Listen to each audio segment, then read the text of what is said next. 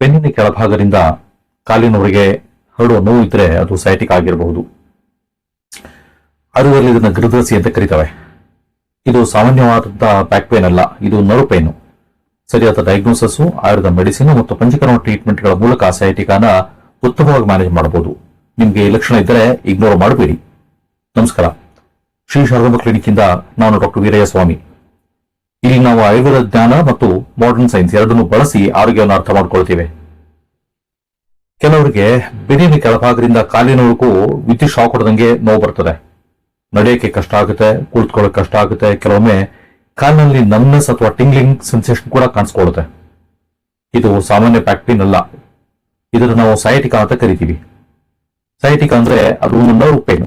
ನಮ್ಮ ದೇಹದಲ್ಲಿ ದೊಡ್ಡ ನರಗಳಲ್ಲಿ ಒಂದು ಸಯಾಟಿಕ್ ನರ್ವ್. ಇದು ಲೋವರ್ ಬ್ಯಾಕ್ ನಿಂದ ಹಿಪ್ ಮೂಲಕ ಕಾಲಿನವರೆಗೂ ಹೋಗ್ತದೆ. ಈ ನರದ ಮೇಲೆ ಪ್ರೆಷರ್ ಅಥವಾ ಇನ್ಫ್ಲಮೇಷನ್ ಬಂದಾಗ ಈ ರೀತಿಯ ನೋವುಗಳು ಕಾಣಿಸ್ಕೊಳ್ತದೆ.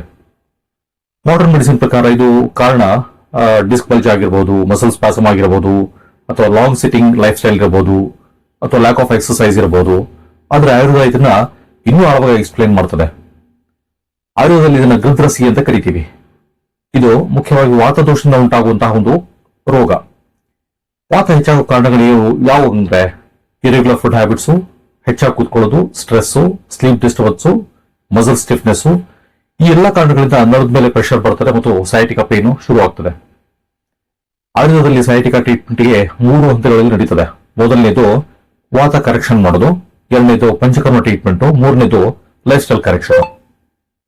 ಸಯಾಟಿಕಾದಲ್ಲಿ ವಿಶೇಷವಾಗಿ ಕೆಲಸ ಮಾಡುವಂತಹ ಥೆರಪಿಗಳು ಯಾವ್ದಪ್ಪ ಅಂದ್ರೆ ಅಭ್ಯಂಗ, ಕಟಿಬಸ್ತಿ, ಪತ್ರಪಿಂಡ ಸ್ವೇದ, ಬಸ್ತಿ ಥೆರಪಿ.